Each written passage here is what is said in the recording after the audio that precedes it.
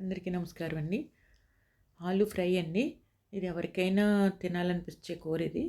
పిల్లలకి స్కూల్ బాక్స్‌కి అయితే మొత్తం తినేసొస్తారు. అంత ఇష్టపడతారు పిల్లలు పొటాటో అంటేనే. ఆయిల్ హీట్ అయినాక కొద్దిగా ఆవాలు, జీలకర్ర కొద్దిగా వేగినాక వెల్లుల్లిపాయలండి కొన్ని ఎక్కువేస్తే బావుంటది స్మెల్లు. ఒక మీడియం సైజ్ ఆనియన్ కట్ చేసి వేసేసి కరివేపాకండి. ఒక్కసారి అలా వేగితే చాలు. పసుపు వేసుకొని పసుపు వాసన రాకుండా ఉంటుంది. ఒక్కసారి వేయించుకొని బంగాళదుంప ముక్కలు ఈ సైజులో కట్ చేసుకొని వాటర్లో ఉంటే నల్లబడకుండా ఉంటాయి. తీసుకొని వేసేసుకుంటాము. ఒకసారి తిప్పేసుకొని బాగా సిమ్లోనే ఉండాలి. సిమ్లో ఉంచి మగ్గించుకుందాము. ఒకసారి చెక్ చేద్దామండి. బాగా మగ్గుతున్నాయి. మళ్ళీ ఒకసారి మూత పెట్టి 2, 3 సార్లు తిప్పుకుంటూ ఉంటే ఉరికినే తొందరగా అయిపోతుంది. ఎవరికైనా ఇష్టపడతారండి, పెద్దవాళ్ళైనా పిల్లలైనా. పిల్లలైతే ఇంకాను.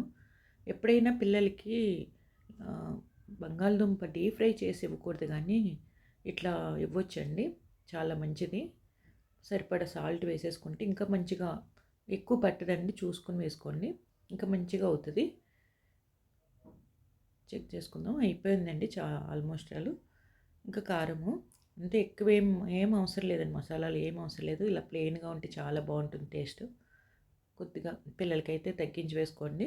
పెద్దవాళ్ళకైతే రసం కానీ పప్పుచారు కానీ పక్కన ఉంటే ఇంకా బాగుంటుంది. ఇట్లా కూడా అన్నంలో బాగుంటుంది. నా వీడియోస్ కనుక నచ్చితే ప్లీజ్ అండి ఒక లైక్ ఇచ్చి సబ్స్క్రైబ్ చేసుకోండి. థ్యాంక్ యూ అండి.